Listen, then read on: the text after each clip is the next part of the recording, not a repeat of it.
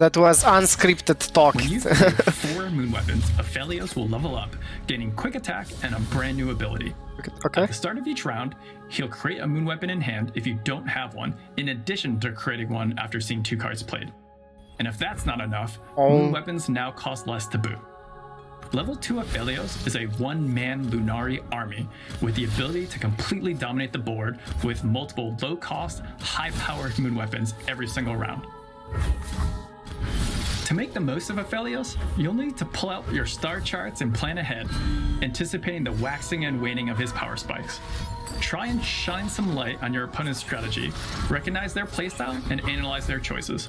Then, attune with a Loon to ensure you've got the right moon weapons at the right time. Pick a direct counter for the moment, or switch it up and keep your opponents guessing. You can lean into Aphelios' Lunari heritage by building your deck around his Nightfall synergy. Or you can broaden your horizons by centering on the various moon weapon keywords, such as stun or even lifesteal.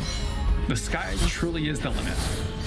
Our goal is to, exceed player expectations, and we think what players love about our game is champions and seeing them in a new context of a CCG, and seeing them expanded both in terms of, getting a deeper understanding of what they're capable of, as well as a broader understanding of their relationships.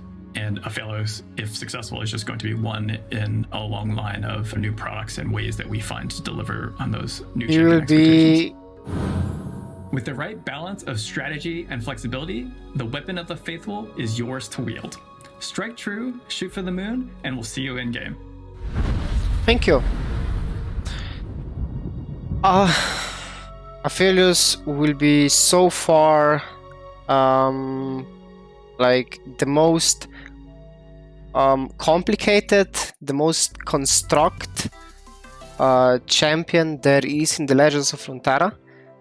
And I don't know if they were saying like there will be more champions like these coming in Legends of Runeterra, so we have more very complex champions that can be like put in so many different decks that it's actually pretty crazy.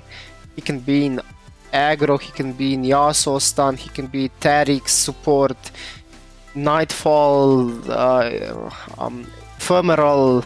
Like, he has so much potential. I don't know how is he balanced?